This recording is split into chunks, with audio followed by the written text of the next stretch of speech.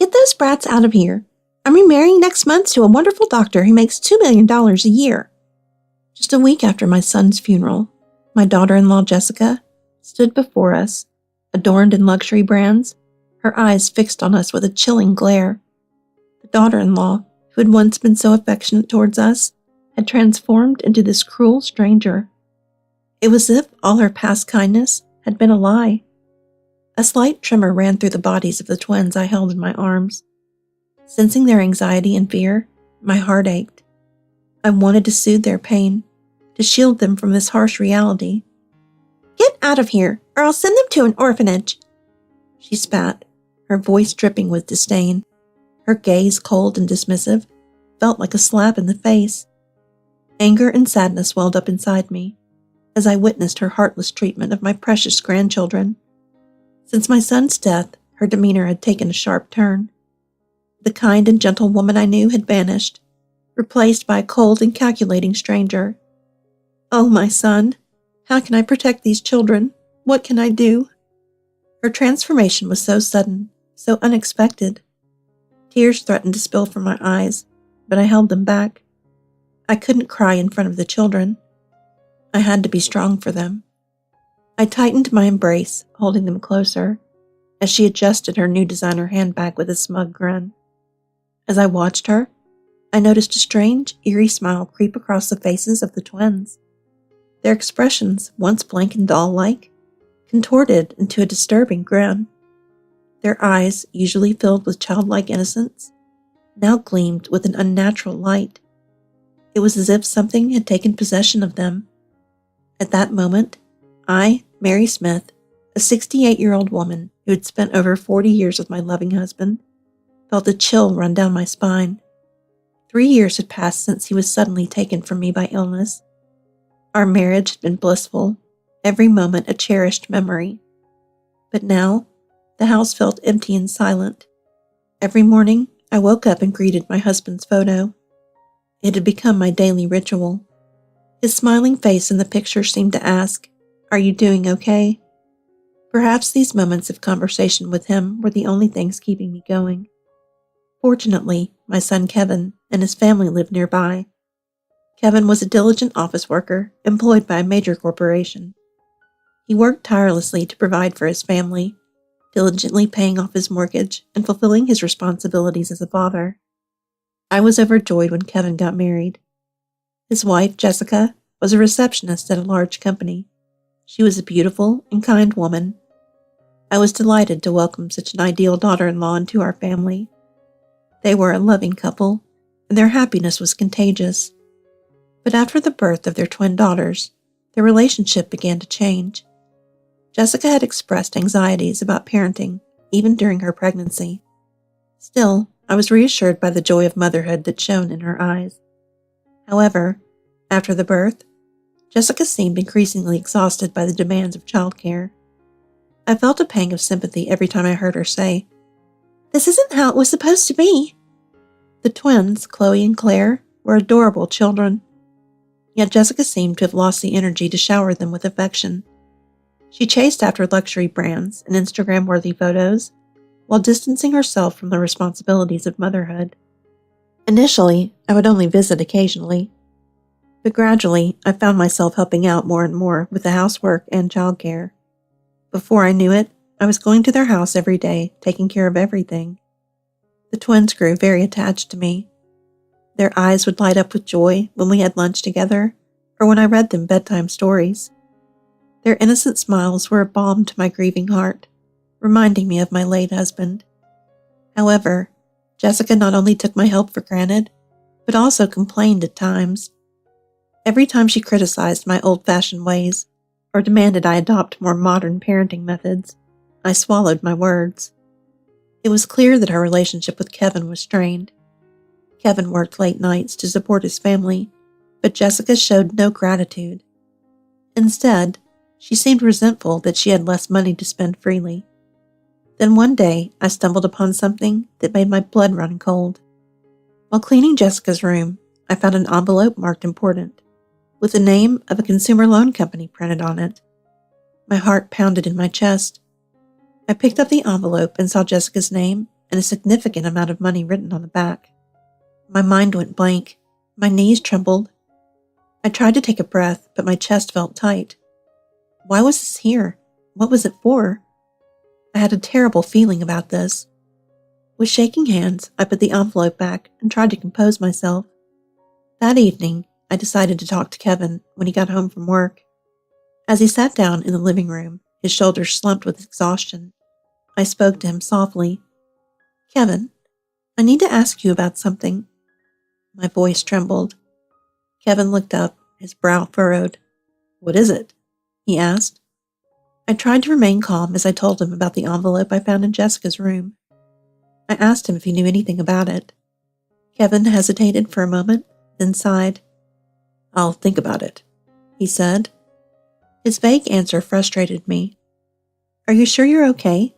I asked. "Don't you think we need to do something about this?" Kevin ran a tired hand through his hair. "I know," he said, "but I'm so busy with work right now." His words trailed off. I was speechless. I could hear the conflict in his voice. He was torn between his responsibility to protect his family and his fear of facing the truth. I understood his struggle, but I couldn't shake the feeling that if we didn't do anything, our family would fall apart.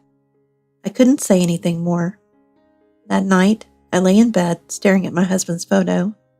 "What would you do?" I whispered. The photo didn't answer, but his gentle smile gave me a sense of comfort. I continued to watch over my grandchildren as they grew, but their unique abilities cast a complicated shadow over our family. Jessica's attitude towards the twins was cold, and she occasionally hinted at the reason why. One day, she said something that struck a chord within me. "Those children, they're not normal." There wasn't a shred of motherly love in her voice. The reason for Jessica's dislike was the children's special abilities. Chloe and Claire had possessed uncanny powers since they were young. They could see the deceased and made predictions about the future. The first time I realized this was at my husband's funeral. The 3-year-old twins were happily waving at an empty space. Surprised, I asked them what they were doing. Chloe smiled and said, "Grandpa is smiling and waving at us." My heart swelled with emotion. It felt as if my beloved husband was saying his final goodbyes to his granddaughters. Tears streamed down my face as I felt his presence watching over us. Kevin was initially skeptical of the twins' words, but as he witnessed their predictions come true time and time again, he gradually began to believe in their powers. If Chloe said, "It's going to rain tomorrow, Daddy," it would rain without fail. When our dog passed away after Claire said, "He's getting ready to go to the sky," Kevin was speechless. Despite this, Kevin never told Jessica about their abilities. He wasn't sure how she would react, and he felt she wouldn't accept it. Indeed, Jessica dismissed the twins' powers as mere childish fantasies. She even scoffed at me, saying, "Mom, you're indulging their delusions." Every time she said that, I couldn't contain my anger and scolded her. "Chloe and Claire are special children," I would say. "You may not understand, but Jessica wouldn't listen. The twins didn't seem to mind their mom's cold attitude. They would even say to each other, "Mommy is the one who's pitiful." I didn't think much of their words at the time, but they strangely lingered in my mind. The twins' predictions were something metaphorical and filled with kindness. The day before I fell down the stairs, Chloe had said, "Grandma, be careful on the stairs." I had never been afraid of the twins' powers. I was grateful to have such special grandchildren. But Jessica started calling them freaks and distanced herself from them more and more.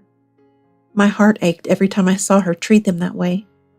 But the twins relied on me, and I was determined to protect them. Meanwhile, Kevin's health was visibly deteriorating. He was working late nights to pay off the mortgage and support his family. But every time I saw him come home with an exhausted look on his face, my heart ached. His relationship with Jessica was strained, and his spirit was broken. "Are you okay?" I asked him many times, but he always replied, "I'm fine." I tried to reassure myself with his words, but it was clear to everyone that he was pushing himself too hard. One day, as I was watching Kevin at the breakfast table, I noticed that the dark circles under his eyes had gotten worse. and his complexion was pale. "Kevin, are you really okay?" I asked. He gave me a weak smile. "I'm still okay," he said, and left for work. That day, I couldn't forget the way Kevin had looked at Chloe and Claire. There was something in his eyes, as if he was trying to tell them something. A few weeks later, Kevin collapsed at work. When I heard the news, I froze. The voice on the other end of the phone said, "He's been rushed to the hospital." My whole body trembled. I couldn't comprehend what had happened. The next thing I knew, I was rushing to the hospital with the twins. When I told the receptionist Kevin's name, she said, "I'll take you to the ICU right away." My heart pounded in my chest as I walked down the hallway. I prayed that he would be okay. When I entered the ICU, I saw Kevin lying in his bed, his face pale. He was hooked up to machines, and the only sound was the beeping of the heart monitor. I tried to speak, but my voice caught in my throat. The doctor stood beside me and explained the situation. "He's suffering from the acute heart failure due to overwork," he said. "His body has reached its limit, and his heart's under a lot of strain." I felt all the strength drain from my body. "He needs to rest," the doctor continued. "Please stay by his side as much as possible." The doctor's voice was calm, but his expression betrayed the gravity of the situation. The twins approached the bed and took Kevin's hands. "Daddy, it's okay," Chloe whispered, holding back tears. Kevin opened his eyes slightly and tried to smile. "Don't worry, I'm fine," he said. His voice was weak. I couldn't hold back my tears any longer. "Kevin, why do you push yourself so hard?" I asked.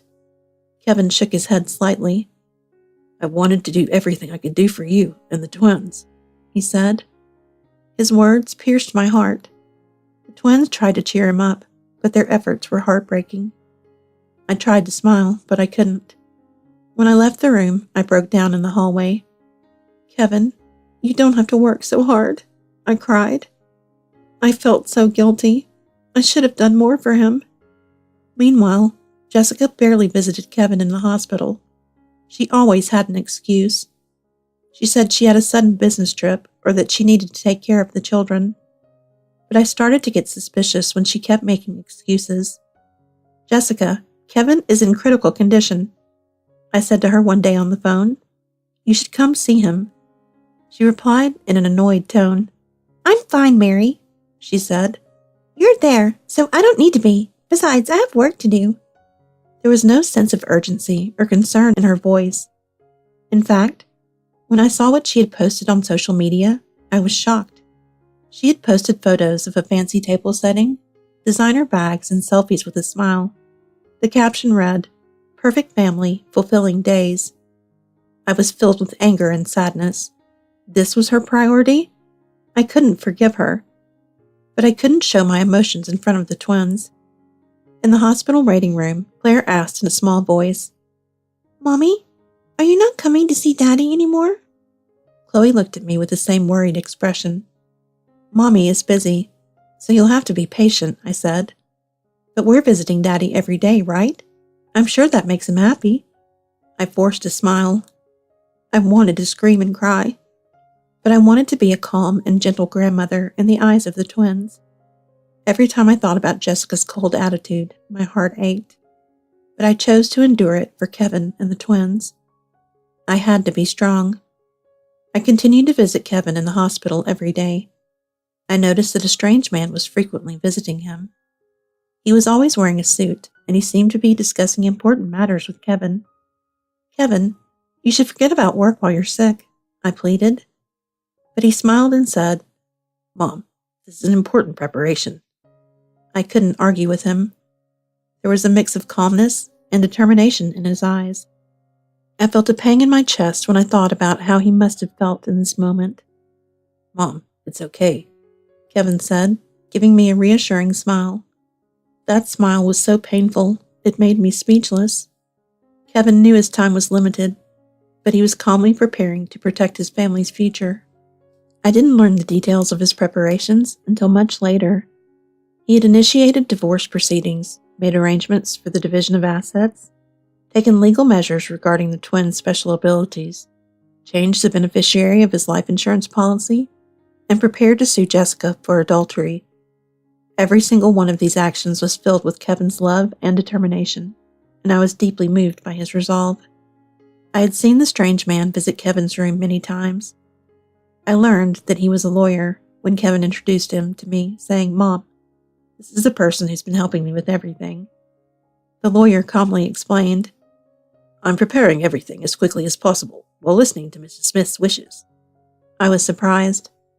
"Kevin, you don't have to do this," I said with a trembling voice. But Kevin shook his head.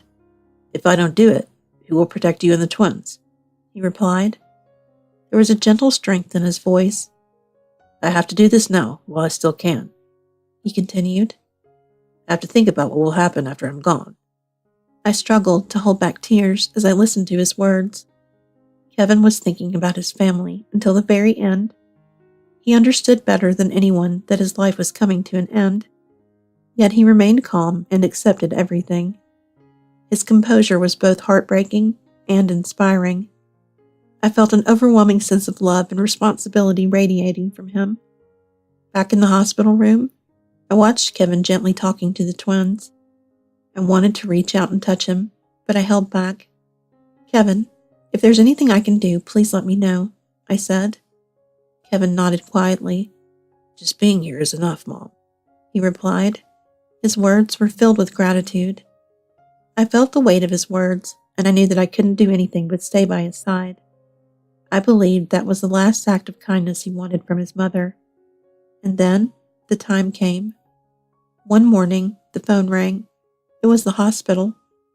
The voice on the other end said, "His condition has taken a turn for the worse." I couldn't believe my ears. My heart sank. I rushed to the hospital with the twins. By the time we arrived, Kevin was already unconscious. I felt my legs give way as I saw my son lying motionless in the bed. "Kevin!"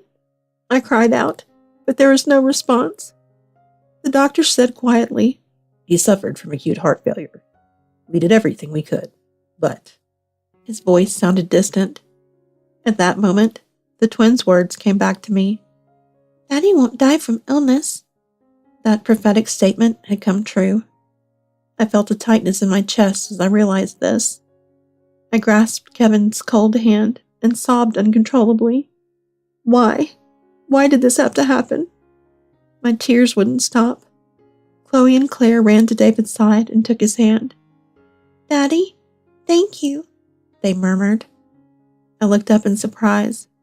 They were crying, but their expressions were strangely calm. They looked as if they had come to terms with something. They were facing an empty space, their hands clasped together in prayer.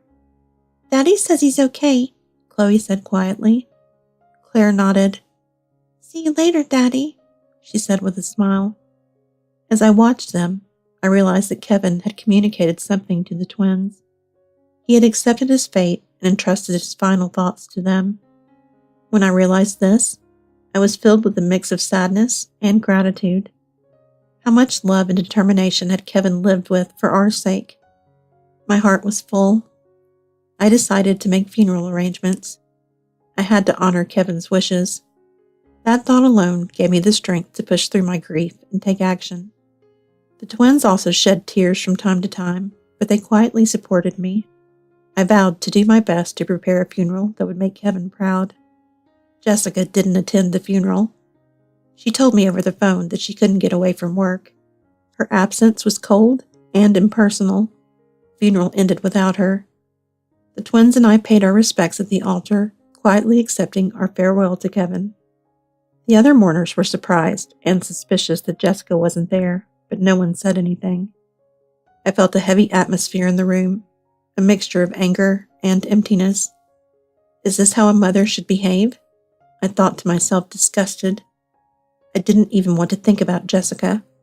After the funeral, I quietly started thinking about my future. How was I going to protect the twins that Kevin had left behind? It was a question I couldn't avoid. I sat in the living room. I suddenly remembered Kevin's house. I had heard that the mortgage would be paid off with Kevin's life insurance money. I felt that the best thing I could do was sell this house and move in with the twins at Kevin's house. Kevin, I will make sure your precious children are happy, I murmured. At that moment, the twins who were playing in the corner of the living room looked up at me and smiled as if they had sensed something. Grandma, you'll protect us, right? Chloe asked. My eyes welled up with tears. Of course I will, I said, my voice trembling. You're my precious treasures. The twins came over to me and took my hand. The warmth of their small hands gave me strength. We would start a new life at Kevin's house. It would be a new beginning for the three of us. I was determined to move forward with the twins, carrying Kevin's love in my heart. Then, Jessica suddenly appeared. She stood at the doorway, arms crossed, looking down at me with a haughty expression. Her face was filled with arrogance and selfishness. I'm remarrying a doctor who makes $2 million a year, she said. I don't need this house anymore. She continued in a harsh voice. The children are just a burden. I'm leaving them all behind, so take care of them. My heart pounded with anger. How dare you? I shouted, clenching my fists. I glared at Jessica. She hadn't even looked at her husband or attended his funeral, and now she was being even more heartless. I'll raise these children, I said, my voice shaking. I won't let you hurt them anymore. I saw the twins cowering in the corner of the room. I rushed over to them and hugged them tightly. Grandma will protect you, I said. The twins nodded quietly in my arms, but there was a strange smile on their faces. It was as if they were trying to hold back laughter. What's with that look? Jessica asked, glaring at the twins. They're just a nuisance anyway, she spat. She turned to leave. Just then, a figure appeared at the doorway. It was a man in a suit. I'm here as Mr. Kevin Smith's representative, he said calmly. It was the lawyer I had seen at the hospital. Jessica stopped and stared at him in shock. What's going on? She asked, her voice trembling. The lawyer looked at her and said in a businesslike tone, Mr. Kevin Smith filed for divorce before he passed away. He also made preparations to sue you for adultery. Jessica's face turned pale. What? She shrieked. Kevin wouldn't do that. The lawyer continued calmly. Furthermore, the right to claim damages has been inherited by your twin daughters. The twins spoke up. Daddy hated you, Mommy, Chloe said in a calm voice. Claire nodded and smiled. So you have to pay for what you did to Daddy, she said. Jessica's face turned red with anger. Don't be ridiculous, she shouted. She turned and ran out of the house. Silence fell over the room. The lawyer smiled gently and bowed deeply to me. Mr. Smith worked hard for his family until the very end, he said. Tears streamed down my face as I heard his words. I was overwhelmed by the magnitude of what Kevin had done for us. The twins smiled at me. Daddy says thank you for always protecting us, Grandma, they said. He wants you to stay with us until we grow up. I couldn't stop crying. I vowed to protect the family that Kevin had given his life to protect. A few days later, Jessica appeared at my door again. She was carrying a luxury bag, but her demeanor was different from her previous confident attitude. Her hair was messy, and her usually polished heels were covered in dirt. The expensive bag she carried seemed to be held carelessly. This isn't what I was told, she shouted. I was surprised. What do you mean? I asked, trying to remain calm. I invited her inside. She walked into the house without taking her shoes off and sat down heavily on the living room couch. Her every move betrayed her anxiety. Why is there still a mortgage on this house? She demanded. She pulled out some documents from her bag and threw them on the table. I glanced at the documents and then looked at her. She was clearly agitated. Her hands were trembling. I can't pay this amount, she shouted. This is a scam! A scam! Her face was filled with panic and despair. I calmly picked up the documents and tried to remain calm. I thought about Kevin. I thought about how hard he had worked to protect this house. My heart ached. There must be a reason why Kevin did this, I thought to myself. I took a deep breath. Jessica's voice became even more hysterical. This is all your fault, she shouted. Her words stung. I struggled to contain my anger and sadness. She had no idea what Kevin had gone through. Kevin made preparations for how to handle the house because he was thinking about his family until the very end, I said calmly. I tried to keep my voice from trembling. Jessica's face turned pale. I could see beads of sweat forming on her forehead. She stared at me, her eyes wide with shock. "This has nothing to do with me," she shouted, slamming her hands on the table. She stood up abruptly. She looked like a cornered animal. "This isn't how it was supposed to be," she screamed. "This is all your fault." Her anger was directed at the twins. Chloe and Claire slowly stood up and looked at Jessica with calm eyes. Their gaze seemed to possess a maturity beyond their years. "Mommy, Daddy knew everything," Chloe said calmly. Claire continued, "He knew about your lies and your debts. That's why he worked so hard to protect us." Their words seemed to pierce Jessica's heart like a sword. She looked stunned for a moment, then she screamed and ran out of the house. "That's not true," she shouted. "I don't believe it." Her denial sounded weak, as if she was trying to convince herself. But the twins didn't waver. They continued to stare at Jessica calmly. "You're going to have to face a lot of hardships, Mommy," Claire said. "But that's the path you chose." Her words were filled with a strange weight and calmness that changed the atmosphere in the room. Jessica collapsed into her chair, covering her face with her hands. "What is this? What's going on?" she cried. She looked at the twins with fear in her eyes. The arrogance and pride she once possessed were gone. I looked at her and took the twins' hands. Their small hands gave me a strange sense of security. "Jessica, this is Kevin's will," I said in a firm voice. "These children are not freaks. They are the precious children that Kevin gave his life to protect." Jessica bit her lip. She tried to say something, but her voice trembled. She couldn't speak. "If you have any more demands, please go through a lawyer," I said calmly. My words seemed to be the final blow. Jessica grabbed her bag and stormed out of the house. She stumbled as she walked, her footsteps unsteady. "This is the end of my life," she muttered. Her voice was filled with despair. She walked out of the door like a puppet with its strings cut. I let out a deep breath, as if a heavy weight had been lifted from my shoulders. I looked at the twins.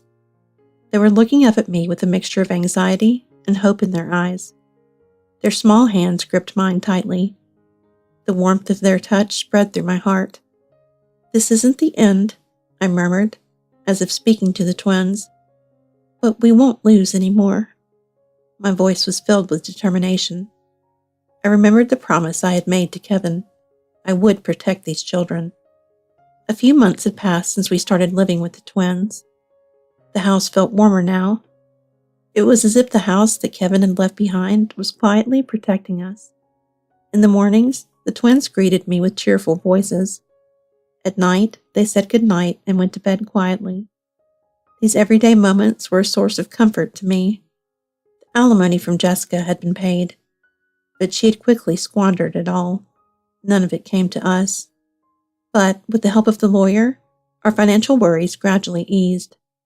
The alimony from Jessica was a small amount, but the twins said with a mature expression, "It's okay if she pays it back little by little." Their words brought tears to my eyes. The sense of loss from losing Kevin and my husband still lingered, but the presence of the twins with their extraordinary powers always warmed my heart. Chloe would sometimes say with a smile, "Grandpa and Daddy are watching over us." Claire would nod in agreement and add, "So, Grandma, don't worry." They didn't know how much these words supported me. Sometimes I thought about my own mortality. How much longer could I stay by the twins' side? There were moments when I felt an urge to find out, but I quickly pushed those thoughts away. I knew that the only thing I could do was to cherish the present. I believed that my husband and Kevin were watching over us from heaven. Every day I spent with the twins was precious. It would still be a long time before they became adults, but I was looking forward to it. "Grandma, we'll always be together, right?" Claire asked with a smile. My heart swelled. "Of course we will," I replied, my voice trembling. "We'll always be together." The twins squeezed my hand tightly. I chose to live each day to the fullest with the twins, protected by my husband and Kevin. That was my way of life from now on. I looked up at the quiet night sky and vowed that I would never lose again. The stars twinkled gently, as if watching over me. "Thank you, Kevin," I murmured. "And thank you, too." I smiled slightly. A warm breeze caressed my cheek, and I felt as if it was a gift from them. I was sure that the path I walked with the twins would continue peacefully. That conviction spread quietly through my heart.